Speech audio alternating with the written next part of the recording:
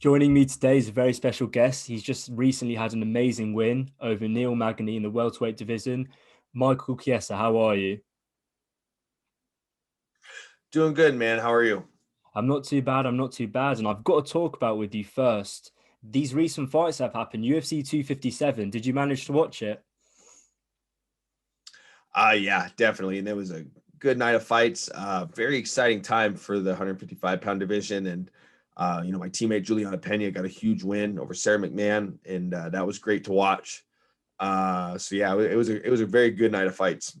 What did you think of Michael Chandler's debut?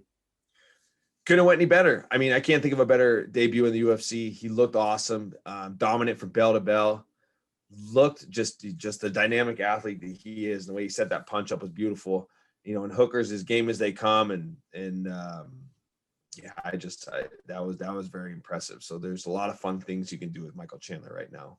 Yeah, exactly. And the main event as well. Were you surprised that kind of lost in that fashion?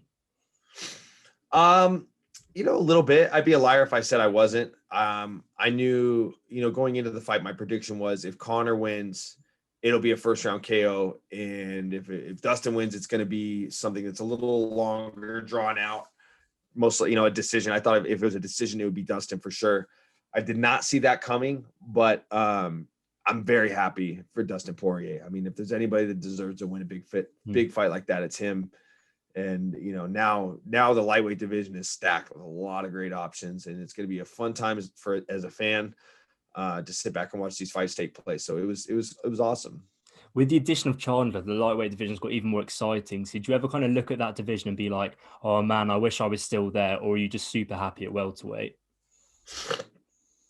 Yeah, I feel like the talents welterweight's equal. I mean, you got guys, you got Yeah. Gilbert Burns, you got Wonderboy Thompson, you got Leon Edwards, you got Hamza Chimaev, you got Jorge Masvidal. There's a lot of tough fights. There's a lot of tough fighters at 170 pounds. I think that the one thing that's it kept it from getting the shine that it deserves is there was not a lot of ranked fighters fighting last year. So now we got huge fights stacked up at welterweight. But I'm happy to be where I'm at. You know what I mean? There's big fights for me here at 170 pounds, and I'm looking to make my next one a big one. So Yeah. Speaking of your fight, I've got to know before we get into it, what was the first thing that you ate, coming out of the octagon? um first thing I had, I think when we got to the hotel, we just got like some pizzas and fries and some wings and some things of that sort. Oh, Had a couple mojitos, which were good, and I'm not gonna let myself be a fat boy. I got really big over quarantine. Plus, I had surgery and stuff. So, when I was on Fight Island, I was walking around when I was there for doing the commentary work back in October. I think I was walking around like 207 pounds, pretty thick, thick with three C's, triple thick. three C capitals. So yeah, so I'm gonna keep myself down. I'm keep my weight lower, keep myself in check. I'm not going to fight any earlier than July. So, I'd like to stay fit between now and then. And yeah, a And lot of good fights to be made.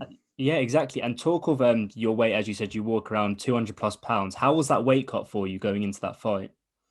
This last one it's funny.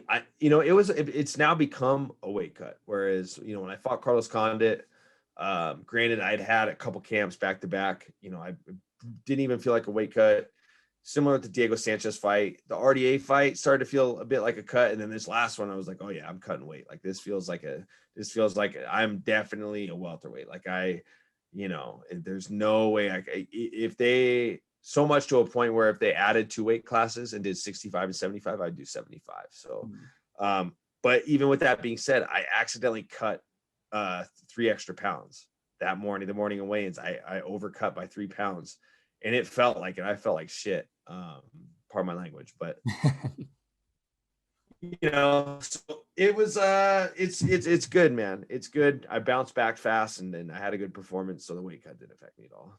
Exactly. You had a great performance, complete domination. And before that fight, a lot of people, if you asked a lot of people prediction, they would have said they would have been a bit torn up, a bit even, but you completely dominated that fight. So was that your game plan? Did you expect that to happen or did you expect a bit more back and forth? I think the biggest thing is a lot of people expected Neil to like beat me by decision. I think a lot of people had him pegged to be the guy to beat me, especially with this fight going 5 rounds.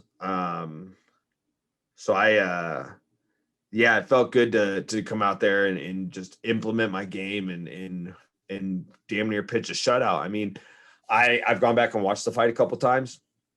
I definitely don't think I don't feel like I lost the 3rd round. When I was in the fight, the only round I felt like I lost as I was going through the fight was the 4th. The 4th round was the one that I felt like I lost. And maybe that's just because that's the round I felt the most tired. But you know, a lot of journalists and a lot of people said I won all 5, you know, so am I surprised I performed well? Not at all. I expect myself to perform well every time. But just for a grueling 5-round fight, I mean, I'm just it's like the first time in my career that I'm very proud of myself. So it was good. Yeah, and you definitely got to be proud of yourself after that performance. You spoke of the 4th round a bit tough with the cardio, but is there anything that really surprised you that Neil did in that fight? His reach. The reach is what it surprised me, but I knew it would no matter what. Like as I'm going through the camp, you know, we're bringing in tall guys, and I have a lot of training partners that are fairly tall.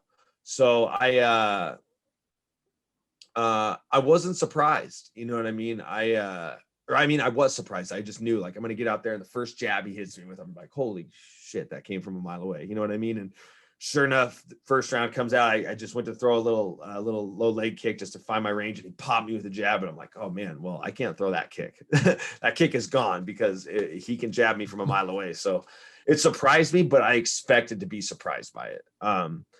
You know, and the other thing that surprised me was, you know, that going 5 rounds is a totally different animal. That's something that I had a 5-round amateur fight, like, you know, 12 years ago or something. That was like 3-minute rounds. A 25-minute fight that first one is something you can't expect. I mean, it was a totally different animal, and I'm glad I got to experience that and come out on the winning end. So it was the how the main event felt and that reach that surprised me in the fight. And you're as you said, you're a really big guy. You know, you weigh 200 plus pounds. You're a tall guy as well. So looking at the welterweight division, there's a lot of big guys in that, with the addition of Hamzat, who's 6'2". But do you see yourself as, you know, you've got quite an advantage on that division because of your size and weight? I feel like I'm fairly decent sized welterweight. I mean, right now, and it's like I've been just stuffing my face with shitty food since I've been home. I mean, I'm 197 pounds. You know, so I'm a legit welterweight.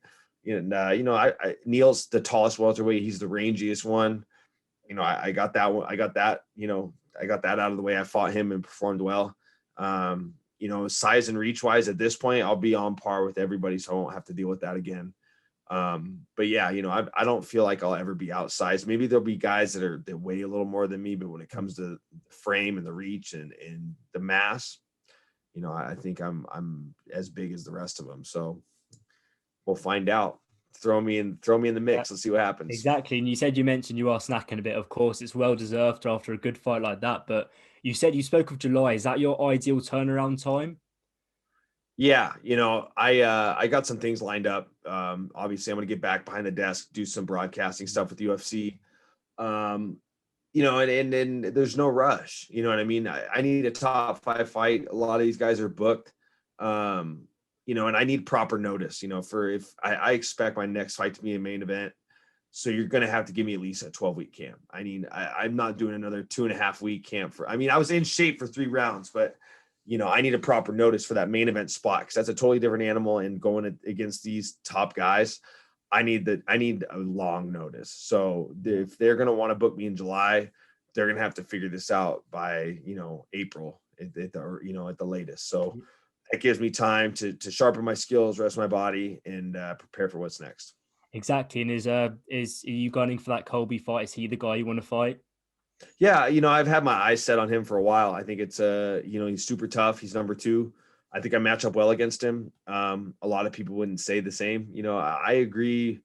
You know, when the media says, you know, that in the fans alike, that, you know, me being outmatched, how tough of a fight it is, I see their side of things. I'm an analyst. Trust me, I'm not stupid. I can break this fight down, and I can see why people really have me as a big underdog in that fight. But there's a tactical reason why I'm calling him out. And there's a lot of skills I haven't shown in the octagon. I haven't even shown what I can do with my stand up. Nobody's been able to hold me down. So nobody's seen my guard. Nobody's seen what I can do for my back. And that's the guy that I can really showcase my skills against. And I think that would be the signature win to get me to a title shot. So we'll see what happens. We'll see what happens. We'll see what happens with him and Masvidal. Yeah, I mean, but let's say you're fighting Colby next. Could you give me a prediction for that fight? How you'd see it go down?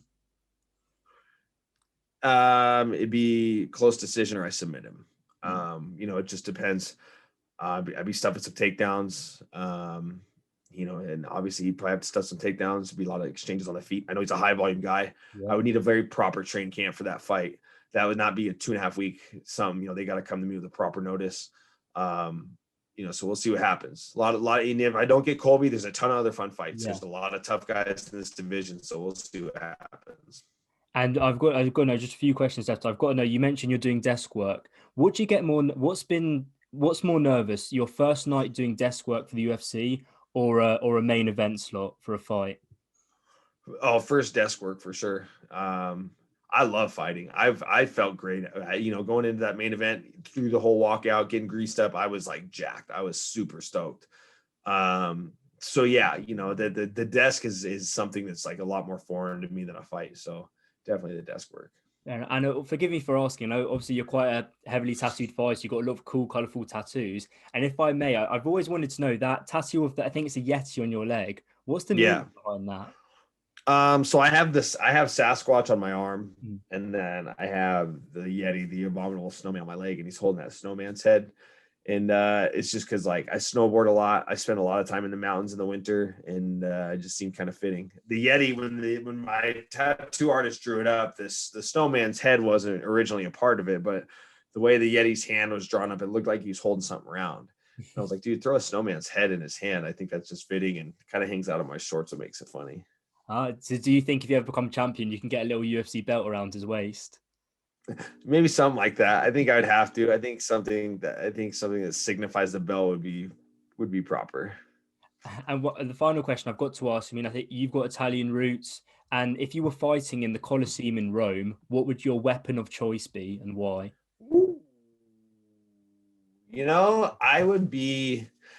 I think I would definitely be like a sword and shield guy. I think that would be, a nice balance of offense and defense. I think that would be good. Or, I just don't know if I want to commit to like a two-handed weapon, like a double-sided mace or something like that, like a two-handed mace. No dual wield.